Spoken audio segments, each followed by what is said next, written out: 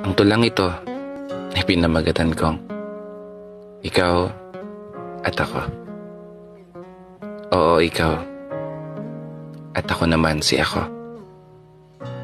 Ang lalaking nakilala mo last 4 years ago.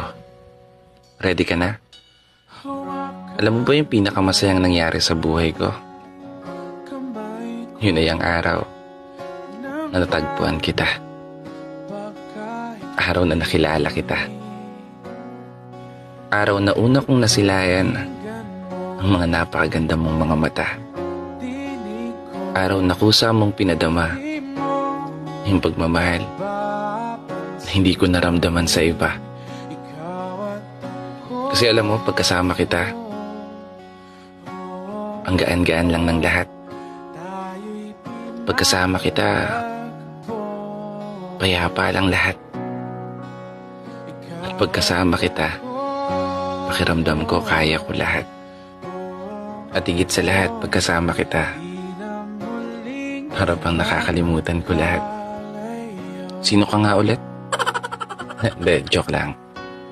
Ikaw nga pala si ikaw. Isang ikaw na nagbago ng buhay ko. Isang ikaw na kasama ni ako na hinaharap ang hamon ng mundo. Isang ikaw na gusto kong magiging ina ng mga anak ko. Isang ikaw na pangarap kong makasama hanggang sa huling hininga at hanggang sa huling pagtibok ng puso ko. Ikaw yun. Oo, ikaw. Ikaw na palagi kong gustong matanaw. Ikaw, siyang dahilan kung bakit hindi na ako naliligaw. Ikaw, na nagbigay ng napakaraming rason para magpatuloy sa buhay at huwag bibitaw. Kapitan ko yung mga pangako mo. Kapitan mo yung mga pangako ko. Sabay nating haharapin ang pagsubok at hamon ng mundo.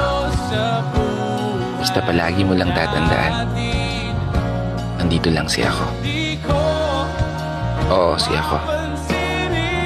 Ako, na palaging handang gawin lahat para sa'yo.